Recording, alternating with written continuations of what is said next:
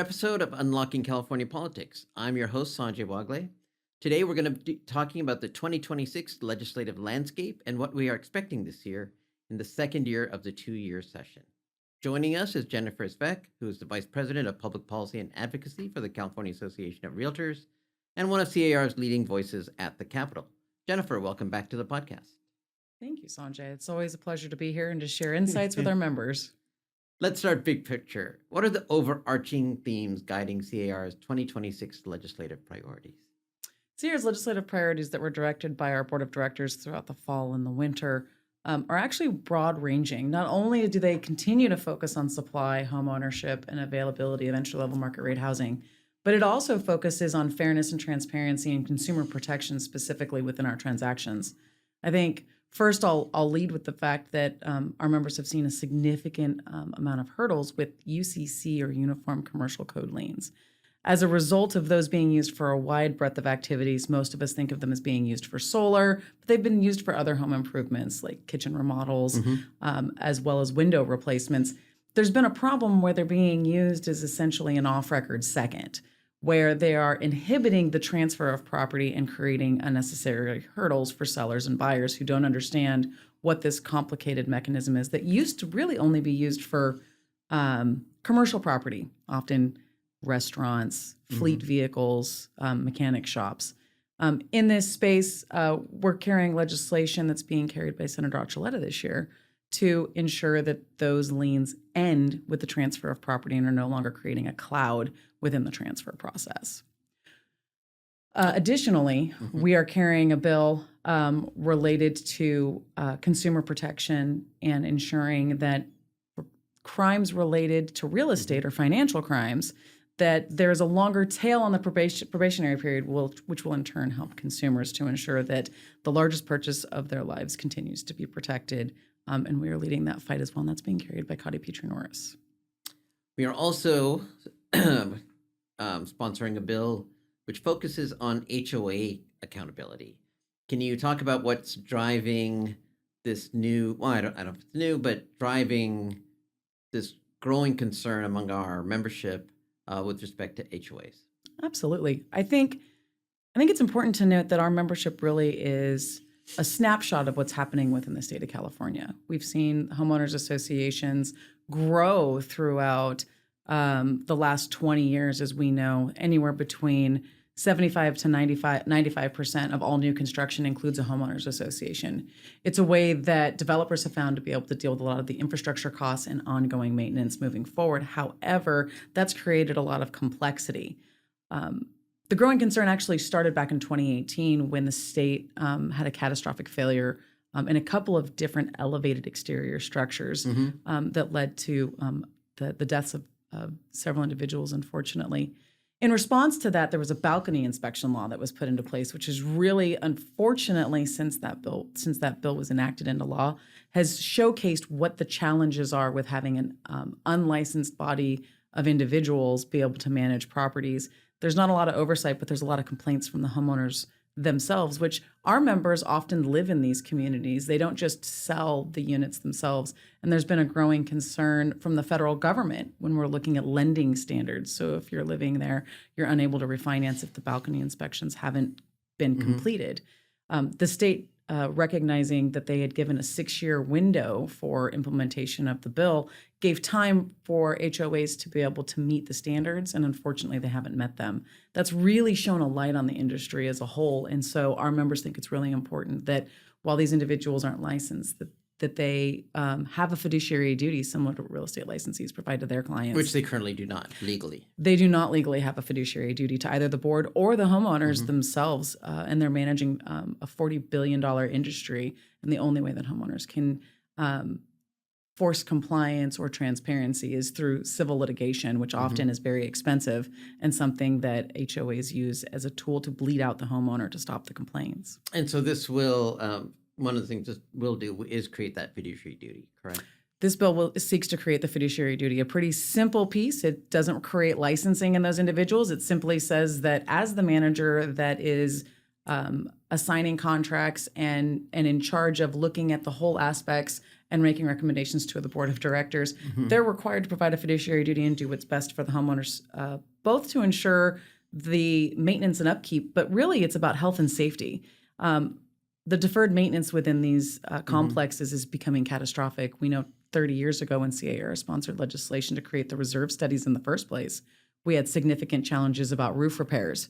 Those have continued to be a problem. We see a lot of HOAs with unfunded reserves, and that's creating problems as well. And so the main focus that we have right now is how do we create transparency and value in the homeowners associations while ensuring that the HOA manager is transparent with the homeowners they serve and looking out for their best interests because they are an agent to the homeowner. And going to that piece, there's also a disclosure piece. Can you talk about that? There is. One of the things that has happened in recent years, and we look to Florida, they have a significant number of condos as well. In addition to the balcony collapse that we had here, Florida had a situation where they had an entire balcony have to be condemned because it was sitting on a different kind of soil type, which caused a tilting, and those units were no longer sellable. The federal government, in recognizing just how complex these issues are, is requiring a definition of critical repair be met. And in order to do that, and just to be clear, when we say federal government, we mean mainly the big federal lenders. Correct. The government-sponsored entities. So Fannie, Freddie, FHA, VA. When one does it, they all seem to do it. Right. They have a requirement about solvency and conducting necessary inspections. But if the inspection is completed, the lenders want to see that inspection, but they also want to see the repairs are complete. That's where we're running into a problem. HOAs are not telling homeowners or the lenders that are asking for this information who want to make sure the asset is in good repair is complete. Now, what is also important to remember is if one balcony or one exterior structure in these complexes fails the requirements, the entire complex does. And so because of that, there is hesitancy by the HOA managers to highlight that they are not maintaining properties as expected in these refinance processes. So they generally they say that they don't want to provide the disclosure. What we're asking for in this bill specifically is to also create a standardized rating system so that everybody knows what kind of condition the property is in. The balcony inspections are done over a 9-year period. In the first, and there's recommendations, essentially 1 to 4, about what the severity is, whether it needs to be done now, 2 years from now, 4 years from now, 5 years from now, or whether or not that particular unit has no deficiencies demonstrated, which is what we would all prefer, or what definitely our members would prefer along with the homeowners. The idea is for the HOA manager essentially to certify that they have taken care of all the issues that were identified in the balcony inspection report and to disclose that to the homeowner, or for the homeowner to be able to identify that to the buyer that we live in a great community and that community meets the definitions from the federal government that says we are in good financial standing, which is a normal disclosure, but we are also in good physical standing in the building, and it's a good investment for the lenders to take on. And just to be clear, I'm part of a small rental property, and my home. I'm an HOA in 2 contexts. Just to be clear, they would be fine with these, I assume. I don't know about the HOA company, but they take care of the balconies every year, and I am happy that my neighbors can't paint their house the way they would like. We're usually not as concerned about door color, but I think it's also important when you point that out. We all have a wide breadth of experience. I lived in an HOA for many years. I served as a board president myself, and it's really hard to manage in these situations, both to figure out how to balance. But I think that's part of what the problem is transparency. It really does seem like there's an in crowd, and you're not able to get information that you should ordinarily be able to get. So the board members, and I, having served as one, know that I got more complete information as a board member than I got as a homeowner. And I think that it's important that homeowners also know what the condition of their property is, and that if they ask for it, that they be provided it. And that's also why we all have a Common Interest Development Task Force currently, which is looking at other opportunities for us to potentially streamline policy going forward. So they are just getting underway with their activities and investigation, and we anticipate that they will continue throughout 2026 to explore other potential policy options that are out there. But our sponsored bill isn't the only one out there. One of the things we're also hoping to continue this year, last year, the state budget included money for California's Dream for All. Yeah. If you could talk a bit about California's Dream for All and what we will be trying to do to maintain that funding this year. It's a huge opportunity. We've seen great success in the California Dream for All program, which is a shared equity down payment assistance program. It's no cost to the state. In fact, it makes the state money when it gets the repayments through, and it's a self-replenishing fund that once enough seed money is in it, it should be able to operate on its own. Last year, we got a $300 million infusion, which we have to thank the Senate's leadership and the Assembly for helping the governor to be able to push that through the legislature and get that into pace. Right now, that we are in the open period for applications to be submitted to CalHFA, which will soon close, and they will begin looking at applications moving forward. I think something people are excited that prior applicants that weren't selected are getting first opportunity to either accept the opportunity to go and look for a home and be able to realize their dream of homeownership in this program. And then once there's funding left from that, new individuals will be put into the similar lottery system. What we're asking for is to make sure that in the light of California's current environment, that we retain the funding that was put into that program. People are counting on it. They're looking forward to it. This is where dreams happen. And again, every bit of seed money that we put in this is eventually going to be replenished and come back to the state and be able to put back out again and again and again as we get more homeowners within this program, which is a win-win for both the program itself as well as for the homeowners that get the opportunity to create wealth and equity for their future generations. While we're not asking for additional funding at this point, that drives us probably over to a ballot measure that we are heavily invested in. Right, and I was going to use the segue, California Dream for All, down payment assistance, to a different way of providing down payment assistance and for, in a way, more expanded population of people. Can you talk to us about the Middle Class Homeownership and Family Home Construction Act initiative, which, as you mentioned, C.A.R. is actively involved in supporting currently, along with the Carpenters Union and a group which is promoting initiatives that will promote growth in the state of California? Absolutely. I think that an innovative solution has come forward and looked to the situation that we experience in California. Everybody talks about it being an affordability crisis. What we have is an availability crisis. We've seen housing prices more than double since 2019 when rent caps were established. Realtors, in their wisdom, had warned that was going to happen, and now we're unfortunately seeing that they were right. But with that, the Dream for All program has laid the foundational framework for this initiative to emerge, which pairs both new home construction with the same kind of program for equity sharing down payment assistance, as well as a really kind of interesting cue in the back end about how do you deal with the points in the financing in order to keep that that low, but also instead of having the state fund the program, which is what Dream for All does, this creates an opportunity for a revenue bond where large-scale investment corporations can invest into the bond. Or just very rich people. Well, I don't have those friends. I think you're looking at some of these bonds, I know. I've got $5 to my name and probably a quarter hidden under my couch. But anybody could buy the bonds, yes. It would be a great situation to invest in. Most people talk about sort of stockbrokers going to invest in them or going in pooled resources. But the exciting thing about this is you're going to use the public-private partnership in order to create this opportunity. Right. So the private sector, or you and me, I guess, or those are our listeners, are going to have the opportunity to invest in these bonds and get a rate of return over time on the investment of basically putting our money where our mouth is. We think that homeownership is a long-term investment. We're going to invest in this program. We're going to help to fund this program and create this opportunity. And then homeowners or future homeowners are going to be able to apply for loans out of those resources, and it'll be managed by the California Housing Finance Agency, which is similar to its partners on the federal level with Fannie, Freddie, FHA, and VA. But here's the kicker.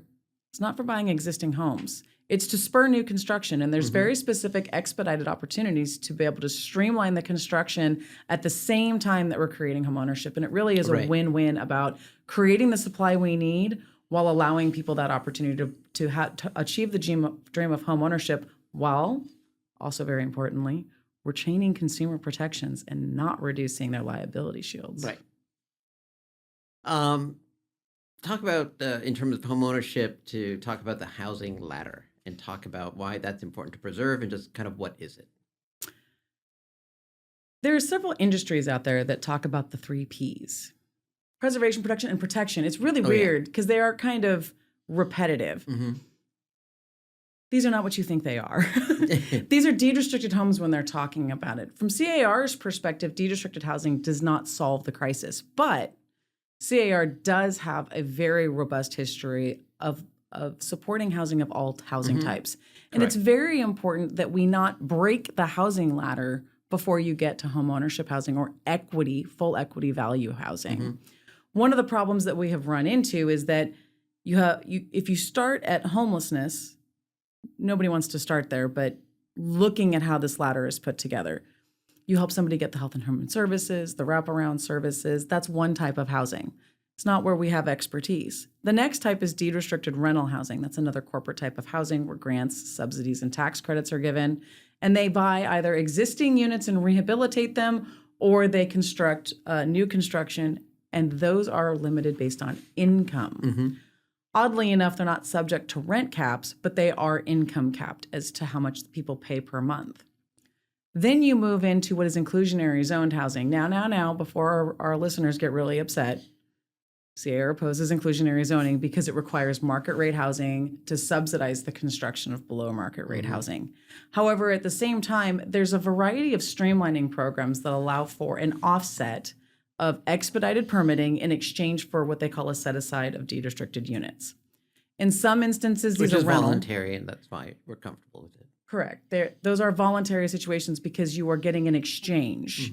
They don't have to include the BMR units, but if you want to get these streamlining Below market opportunities, rate. it's acronym time. It's a usual hazard that we live in. You can tell Jennifer spent more time in Sacramento than I have. A lot more.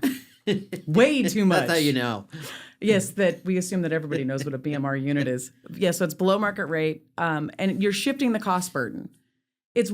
It's one thing to do that in order to create the path. The problem that we run into is how do we get market rate housing streamlined? Because while we can get a bridge of the two, we have to remember that homeownership housing prices, or the average cost to buy a home, didn't just double by itself. That's because we have a constriction of supply on that space.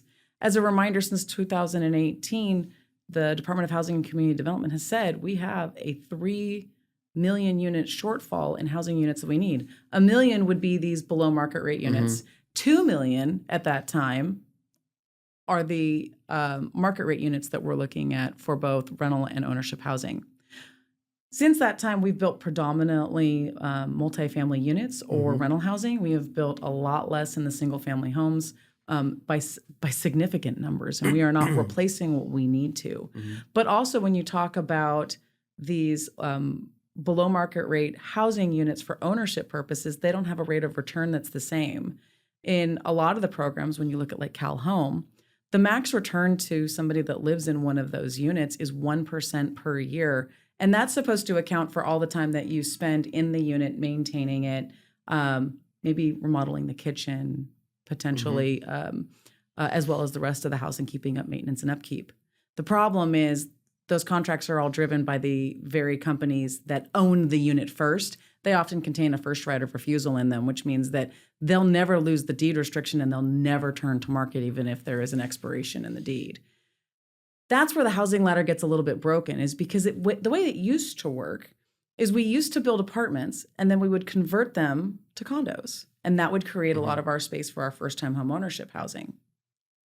That pattern is kind of broken, and we're not seeing that happen. We're also not seeing condos be developed to the numbers that we need to replace what we used to do back in the early 2000s. Right. And that's where we're seeing the housing ladder broken, is we've got a major focus in the legislature on these below market rate units, either in the rental or the ownership side.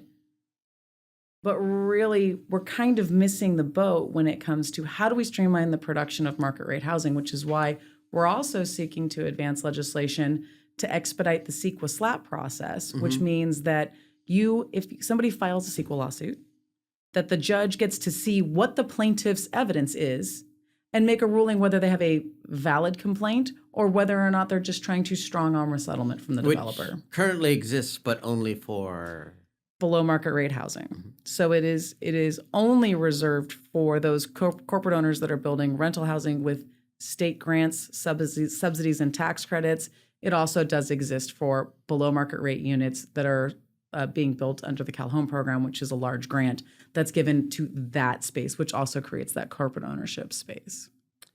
one thing in terms of helping to get more. I mean, you mentioned the Hertzberg Initiative, California Dream for All, ways to get more people into homes, as well as into homes and into to help generate the supply that we've just been talking about. And especially with that is market rate units available to people with, 200% of area median income. So basically getting into the middle class, meaning the initiative.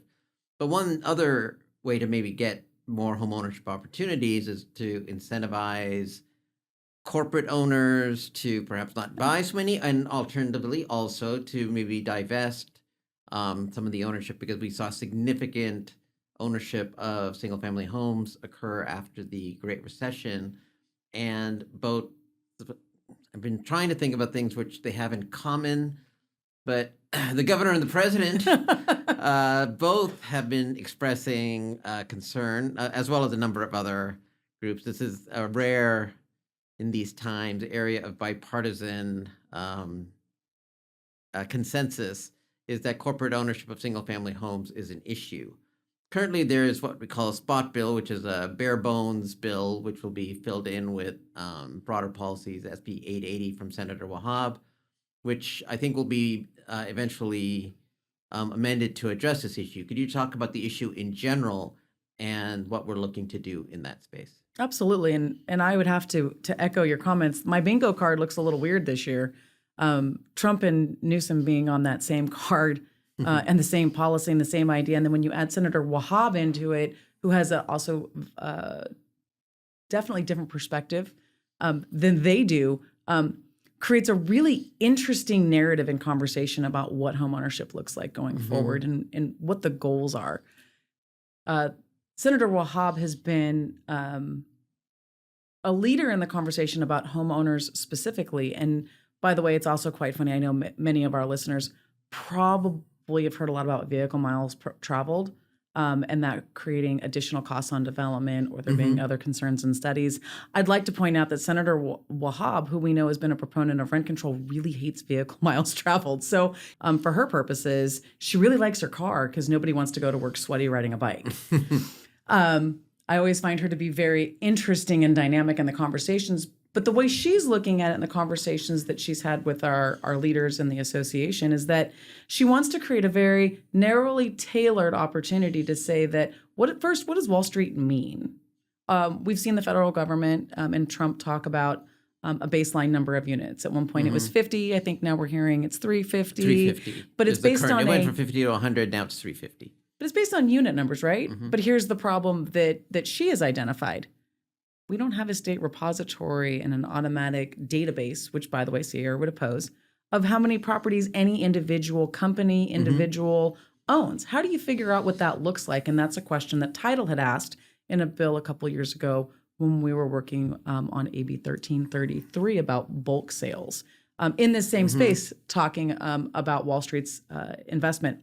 The decision then in 2023 is really rolled forward. It's an SEC filed corporation. What is the SEC? It's the Securities and Exchange Commission. The goal of that is to make sure you don't give the large corporate investors the opportunity to bust the corporations apart to meet that 350 threshold or that 100 unit threshold, and just saying, if the company is a part of an SEC registered or Securities and Exchange Commission registered entity, which is a federal register, then they qualify as Wall Street.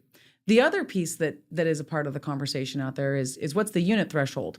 At that point, right now for California, the conversation's been more at 1,000 units. not at these lower levels. Now, there's been some other bills that have been introduced looking at changing cap gains and some others, which are really disincentives and will create a barrier to sale, most likely, as opposed to an incentive. But in this particular space, SB 880 is really looking at how we eliminate bulk sales of properties that Wall Street didn't invest in to develop. It's one thing that they invest in the pre-development costs and the infrastructure. Okay, that makes sense that you would retain ownership that's of there those. from the get-go. You invested in the development, you get to keep the development. That makes sense. And so that's why I say that Senator Wahab is doing a very common sense approach to this, because what the conversation is right now is that bill will only focus on things that are not developed by Wall Street, not invested in by Wall Street, and saying that, look, Wall Street companies defined as registered with the SEC cannot purchase construction that they didn't invest in to build, to create an opportunity for owner occupants and small investors to also have the opportunity to bid on those parcels. It's really about transparency and competition and trying to get the developers the highest level of price that is available, which is what our fiduciary duty requires as real estate licensees, even though, to be clear, very rarely do we engage in these particular transactions. We're usually resale specialists. We don't usually do the first sale. That discussion, though, as you mentioned, it's Senator Wahab, the governor, other members of the legislature, and to some extent bipartisan. So this is a broad conversation going on right now. Is that fair to say? That I think that is extremely fair to say. You see both parties are engaged in the conversation, and you're seeing a balance of opportunity and fairness. It is also interesting that the governor's leadership right now is looking at how do we balance the conversation between both houses and to create the opportunity for transparency throughout the industry. What we're hearing is that there is likely to be a 10-bill package. We anticipate it'll be equally spread between the Assembly and the Senate. We do know that there are issues within the modeling space about pricing and advertisements, and we're going to see some legislation in that space as well. And what we're hoping for is to make sure that it doesn't impact mom and pop landlords, but quite often we use market trends that we look at from our own databases to create our broker price opinions. There's been some new technologies that have advanced that have created some concerns where the modeling says how many units to leave vacant to get the highest value on price. The legislature continues to grapple with that. They did some legislation last year. Many of the bills we opposed, several we were able to get excluded from. But it doesn't change the fact that conversation is continuing, and we're likely to continue to participate in that as well. Yeah, I mean, I think a lot of that is also you're seeing those entities. There's a concern about cross corporate. You have multiple corporations, so it starts to creates look tricky. Really murky I'll water. just say it starts to look tricky. While we know our members don't engage, we have a tendency, kind of like with the rent cap conversation.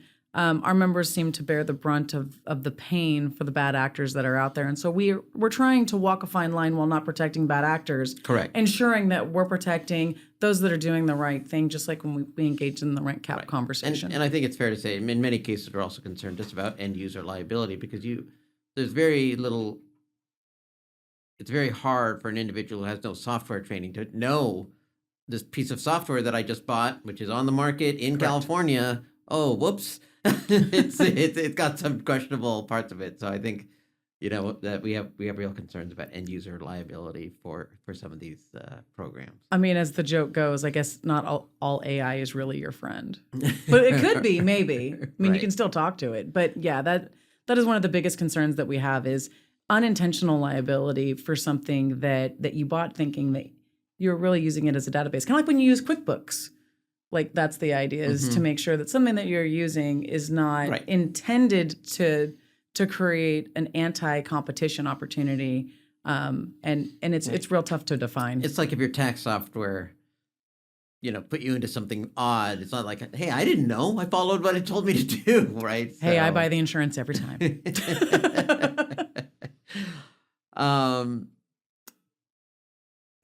What are some other areas that you're being watchful this year that you're cautious about that might arise in the legislature that could have both positive or negative impacts on C.A.R. that you're being watchful or concerned about, looking, as one of our colleagues says, looking for shadows Yes. Um, The zombies haven't risen yet, but the shadows are everywhere and lurking or behind every corner.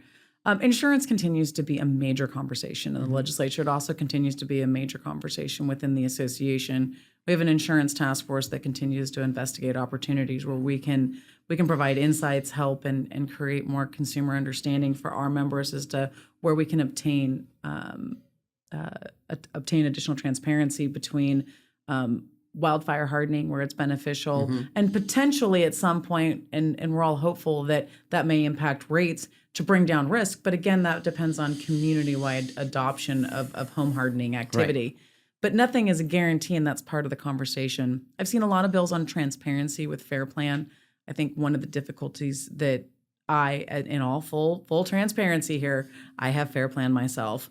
It does become really complex if you have an insurance product you can't actually talk to the insurer about. You have to talk to a broker and play telephone. And you're often in that situation where you want to make a better or a reduced risk factor for the insurer as the individual that's seeking insurance, but it's really difficult when there's a blockade between the two being able to talk to the individual applying for insurance who wants to try to make the world a better place for the insurance companies and themselves, but can't actually get answers. I've seen some transparency bills introduced. I think what's really interesting is the continued discussion about fire hardening practices and opportunity. There's a lot of bills talking about creating grant programs. There's one, there's about $9 million that was allocated last year into a block grant. But there's a bill that's been introduced to change the way these operate. What's surprising in all of these measures is homeowners are not envisioned within the home hardening space within these grants at all. And something this year that we're going to seek to do is to streamline, I believe there's 5 different bills that we've seen that have this piece in it, and say, look, including but not limited to is not clear enough to say that these grants can be used for individual homeowners to be able to improve their property. And we also think that there's a great opportunity for C.A.R.'s C.A.R.'s program to step out in front and to provide that nexus and opportunity to help the state be able to bridge that space to provide direct grants, especially for your low-hanging fruit opportunities where you have to remove 5 feet of fence from your home in order to reduce your fire risk. We've seen a lot of studies and our task force has provided a presentation that showed that just that simple change reduces your fire risk by a lot in order to change the component of your fencing from something that is flammable to non-flammable, or to cover your eaves or to cover your vents to ensure that you reduce the embers. Those are really simple things that we could do that would probably help a lot of homeowners. And I think that's something that I have heard that C.A.R. Cares is looking into, but it is something that I think is really important for us to flag to the legislature as well. Surprising amount of consensus, I think, regarding the need for supply, the need to streamline permitting, and various other things. So a couple of things. First, were you surprised by maybe that degree of consensus, or is there anything that surprised you among the discussion yesterday? Yesterday's forum was actually very invigorating. I would be remiss if I didn't mention that our CEO Phil Hawkins and our 2026 president Tamara Szyminski did a great job facilitating a great dialogue and was able to balance all of the interest of the candidates to be able to speak. I was actually very surprised how often they said, we're all in agreement up here. I know, it was startling. It was a very unique experience to have them from all different spectrums talking about how, well, while we're in a different party, we're in complete agreement that supply is a problem. We're also in agreement that homeownership matters to families. They even agreed that Wall Street was a problem, mostly. There were some candidates that were less clear about that, but I would say that overall it was a really great balanced discussion. A couple of highlights, and I am not trying to upset anybody, but it was a publicly viewed forum that was available. I thought that Vigorosa's comment as he was talking about complications with insurance, when he made a comment about the unfair plan, that goes back to the transparency piece and trying to coordinate and communicate. I thought that was a very good way. Fair plan. It was very cute and quippy that I thought it was a good way to remind people we have very serious conversation to have, but it doesn't have to always be super negative and yelling at people to get your point across. And I thought that was a very balanced, stately way to do it, is to kind of make a joke out of something that is very serious. I also very much enjoyed candidate Becerra's persistent support for the initiative that we are Right. advancing. He made sure to point out that that is a balanced approach. It is also a market-based approach because we are also creating that public-private partnership for families to be able to reach their dream of homeownership.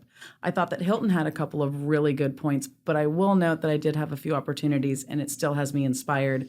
I learned what a C.A.R orange was, and I thought that was something that I figured out, not necessarily from the forum itself, but you can learn so many different things from just having a conversation with somebody of things that are so surprising.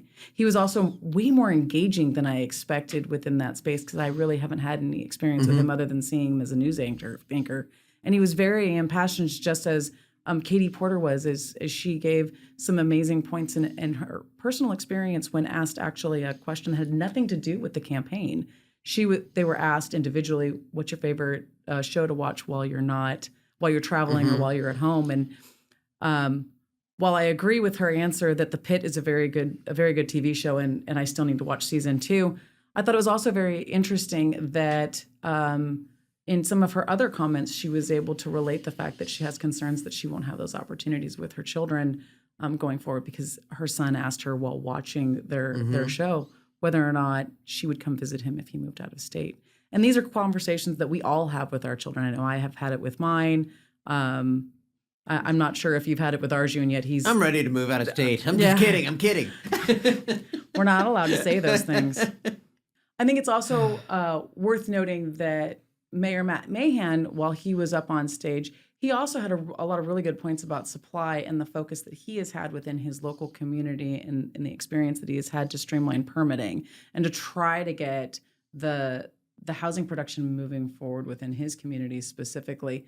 I think it's interesting to see two mayors that were up there with two different perspectives about what that looks like, but also to create the continuity and conversation that they were really in alignment and agreement that streamlining is important, and then it happens at the local level is what both of them actually had talked a lot about. And how do you figure out how to leverage those local areas to buy in that supply is just as important to them at the local level as it is to us at the state level as we seek to find policies to expedite those building opportunities for all manner of housing. And I think that was, again, a uniform agreement by all of the candidates that they exemplified throughout the forum, which they made clear to say was not a debate. Right. And actually, with respect to that, and you're right, what you've said about the candidates, that was something that was very encouraging, was the fact that people really did sort of respect the forum format rather than, there was some back and forth, but it was all about the policies and not any kind of, gotcha type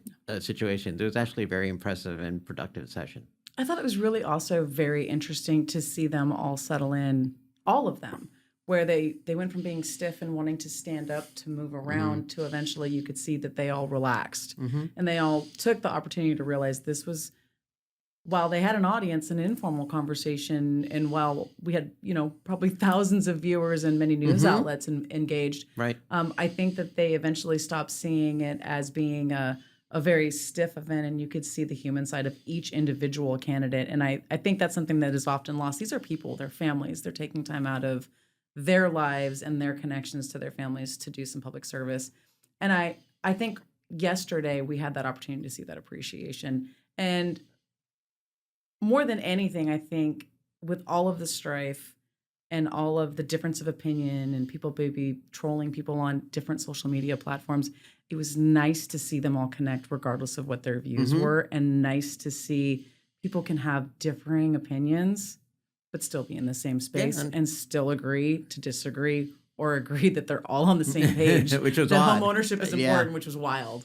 They all had different pieces to put forward. I think if we could put them all together somehow and get one great candidate out of them, we'd be in a better spot in the state of California. But unfortunately, the voters in June are going to have to pick two to move forward to eventually be one. So thank you, Jennifer. It's been a great chat as always, and I'm sure we'll visit with you again later on in the year as the session proceeds. I'm sure. Thank you for the opportunity, and it's about to get really busy, and the crush of hearings are looming. All right. Thank you, Jennifer. Welcome.